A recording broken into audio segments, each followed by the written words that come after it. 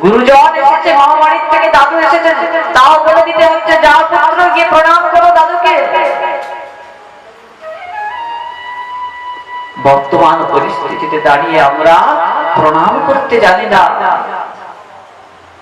আমরা গর্ব করে বলছি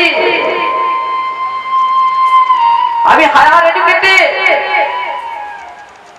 বিএ এমএ অনেক কিছু করেছি, পিএইচডি করে নিয়েছি,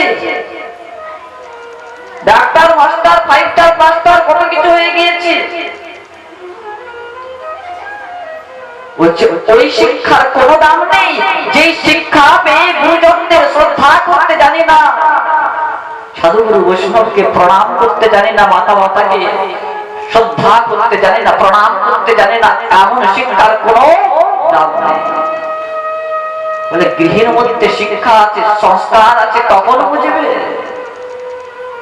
যখন গিয়ে গৃহে সাধুগুরু বৈষ্ণব আসবে। আর পুত্র কন্যাকে বলে দিতে হবে না যে যাও তুমি গিয়ে প্রণাম করো, সে নিজে গিয়ে যখন প্রণাম করবে বুঝে যাবে গৃহের মধ্যে শিক্ষা ও সংস্কার ভরপুর আছে।